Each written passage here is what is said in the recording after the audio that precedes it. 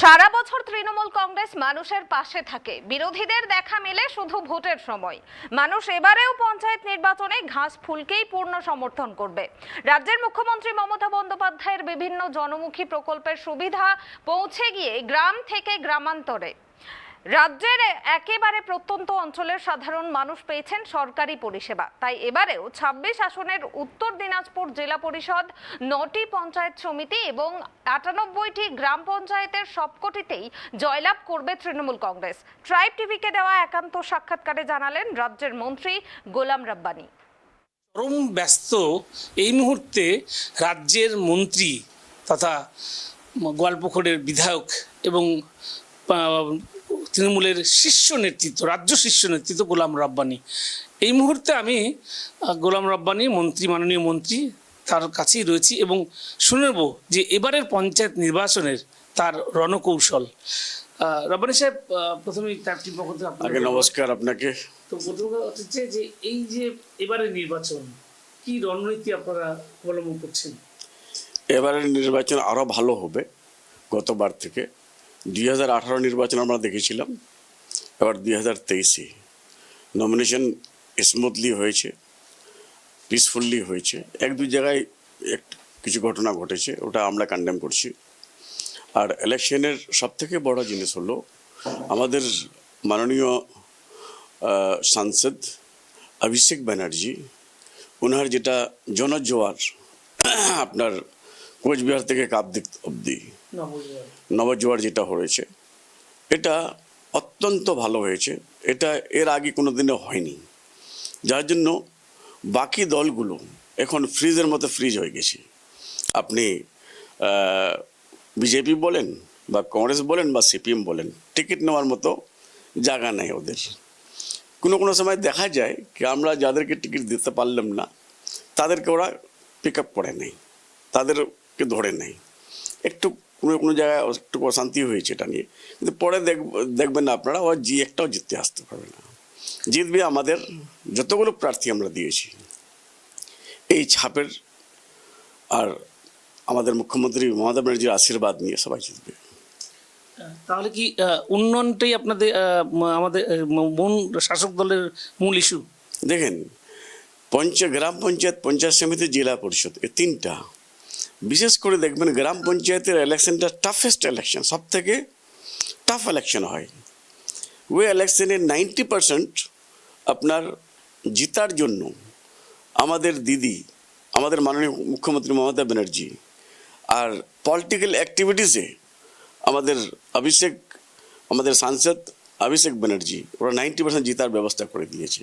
10% আমাদের নিজের ছবি, নিজের ফেস ভ্যালু, নিজের ভাষা, নিজের বিহেভ, নিজের ওয়ে অফ টকিং বা কী করে আমরা ভোটটা তুলব, এটা নিয়ে জিতবে। আর জেলা পরিষদে দেখবেন যে 90% 100টা ভোট যদি কাস্ট হয়, আপনার সবসময় 80 থেকে 90টা ভোট ওয়ার্ড মেম্বার ক্যারি করে, পঞ্চায়েত সমিতি মেম্বার ক্যারি করে, তারপরে জেলা পরিষদ ইজিলি জিতে যায়। আর আমি আমার জেলাতে দেখলাম কি আমাদের 100% টিকিট আমরা দিতে পেরেছি। 9টা পঞ্চায়েত সমিতি, 98টা গ্রাম পঞ্চায়েত, 26টা জেলা পরিষদ। কিন্তু অন্য দল দেখলাম আমি, সিপিএম বলেন, কংগ্রেস বলেন, বিজেপি বলেন, কেউ দিয়েছে 10টা, কেউ দিয়েছে 20টা, কেউ দিয়েছে 50টা। এরকম করে ইলেকশন হয় না। রাব্বানি সাহেব, আরেকটা প্রশ্ন আপনাকে করছি, সেটা হচ্ছে যে আমরা দেখতে পাচ্ছি গোটা রাজ্য জুড়েই এবং এই জেলাতেও যে বিজেপি, সিপিএম এবং কংগ্রেস তারা একটা অলিখিত জোট তৈরি করেছে শাসক দলের বিরুদ্ধে শাসক দলকে পরাজিত করার জন্য। এটাকে কিভাবে মোকাবিলা করা যায়? দেখেন, ওরা উপরে তো কেউ কারোর সঙ্গে জোট করতে পারে, নিচে কিন্তু জোট হবে না। কেন?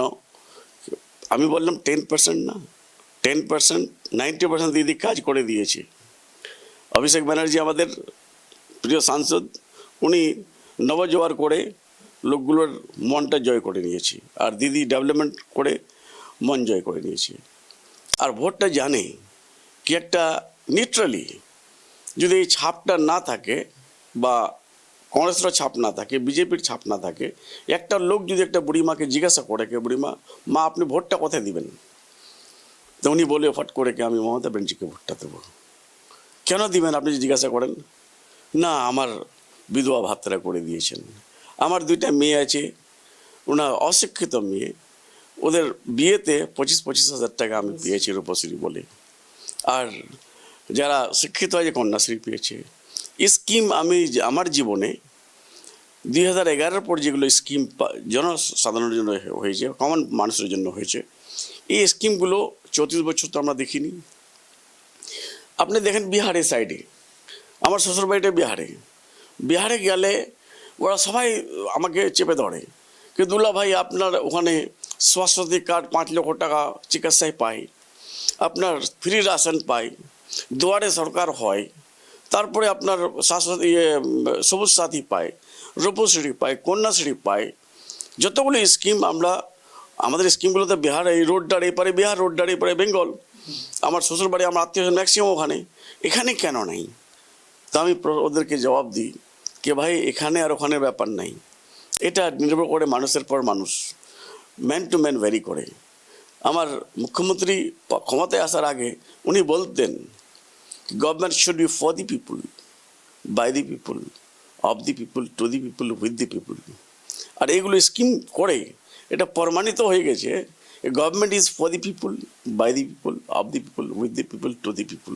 গভর্নমেন্ট পাবলিকের জন্য হয়, মানুষের জন্য হয়। রব্বানী সাহেব, একটা প্রশ্ন না করেই পারছি না, সেটা হচ্ছে যে দল ব্যবস্থা নিচ্ছে এটা জানাই গেছে, কিন্তু তবুও কিছু কিছু ক্ষেত্রে দেখা গেছে যে তৃণমূলের তারা টিকিট না পেয়ে নির্দল হিসেবে দাঁড়াচ্ছে বা গোছ প্রার্থী হিসেবে দাঁড়াচ্ছে। তাদের বিরুদ্ধে তাদেরকে কীভাবে মোকাবেলা করুন বা তাদের বিরুদ্ধে কোন ধরনের ব্যবস্থা আপনারা করবেন? দেখেন, এটা তো দলের উপর হাইয়ার অথরিটি, হাইয়ার লিডার্স যারা ওখানে বসে আছেন কলকাতাতে, ওদের নির্দেশ অনুযায়ী আমরা কাজ করি। ওরা যদি নির্দেশ দেয় কি একে বাদ দিতে হবে, একে বাইর করতে হবে, আমরা বাইর করবো না, করতে হবে না, আমরা করব না। আমরা 1 ইঞ্চ এদিক ওদিক করি না উপরের আদেশ ছাড়া। মনোনয়ন প্রত্যাহারের দিন শেষ হয়ে গেছে, তবুও বেশ কিছু মানে তারা কি, মানে তাদেরকে যারা এখনো রয়ে গেছেন তাদের কি প্রত্যাহারের কথা বলছেন আপনারা? আমরা সবাইকে আমরা রিকোয়েস্ট করেছি, আমি বিশেষ করে, কেউ রিকোয়েস্ট মেনেছে, কেউ রিকোয়েস্ট মানেনি। তাও কিন্তু ওরা জানে যে একটা আবেগ আছে, একটা ইমোশন আছে, কে আমি অতদিন ছিলাম আজকে নেই, তো একটা রাগ আছে। কিন্তু আমি দেখলাম রাগটা ধীরে ধীরে ঠান্ডা হয়ে যাচ্ছে, আর ইলেকশন অবধি ঠান্ডা হয়ে যাবে, দেখবেন ওরাও সহযোগিতা করবে আমাদেরকে, আমাদের দলকে। অতদিন এই সিম্বলটা নিয়ে চলেছে, অতদিন দিদির আদর্শ নিয়ে চলছে, অতদিন অভিষেককে মেনে চলছে, এখন হঠাৎ ছাড়তে পারে না, আর ছাড়বে না আশা করি আমি। ইলেকশন ছেড়ে দেবে কিন্তু দল ছাড়বে না। আমার শেষ প্রশ্ন রব্বানী সাহেব, যে আমরা রব্বানী সাহেবকে দেখেছি যে তিনি নিজে দাঁড়িয়ে থেকে কিভাবে কালিয়াগঞ্জ বিধানসভা উপনির্বাচনে একা তিনি জয়ী করেছিলেন, সেই বিজেপির কাছ থেকে ছিনিয়ে নিয়েছিলেন। এবং আমরা দেখেছি যে বিভিন্ন ইলেকশন রাজ্যের বিভিন্ন জায়গায় এই রব্বানী সাহেব মন্ত্রী, রাজ্যের গুরুত্বপূর্ণ মন্ত্রী, তিনি নেতৃত্ব দিয়ে একের পর এক জয় হাসিল করেছিলেন। সেই মন্ত্রী গোলাম রব্বানী তার নিজের জেলাতেও পঞ্চায়েত নির্বাচন, তার অন্য জেলাতেও তার দায়িত্ব রয়েছে। তবুও আমি একটা প্রশ্ন এই উত্তর দিনাজপুর জেলার জন্য তার কাছে রাখতে চাই, সেটা হচ্ছে যে উত্তর দিনাজপুর জেলায় 98টা গ্রাম পঞ্চায়েত এবং 9টা পঞ্চায়েত সমিতি এবং 26টা জেলা পরিষদ আসন, এবারে অবাধ নির্বাচন হবে এবং তার ফল কি হবে? তারপর আমরা 26টা জেলা পরিষদ পাবো, আমি ফুললি আশাবাদী। 9টা পঞ্চায়েত সমিতি, 9টা পঞ্চায়েত হবেই, ডেফিনেটলি হবে, না হওয়ার কোনো প্রশ্ন নাই। 1-2টা পঞ্চায়েত সমিতি আমার এদিক ওদিক হতে পারে, কিন্তু 9টা পঞ্চায়েত সমিতি হবে না। পঞ্চায়েত সমিতির মেম্বাররা 1-2টা এদিক ওদিক হতে পারে, কিন্তু পঞ্চায়েত সমিতি কিন্তু আমাদের হবে 9টার মধ্যে। তারপরে আপনার 98 গ্রাম পঞ্চায়েত আছে, 1-2টা গ্রাম পঞ্চায়েত মেম্বারগুলো হারতে পারে, জিততে পারে, কিন্তু 98টা গ্রাম পঞ্চায়েত আমাদের টিএমসির হবেই, দখলে আসবেই। কেন 2018 আমি বলছি, 2014 আগে এই জেলাতে শুধু একটা পঞ্চায়েত সমিতি ছিল, আর 5খানা বা 6খানা জেলা পরিষদ মেম্বার ছিল। আমি 21 জুলাই 2014 জয়েন করেছিলাম।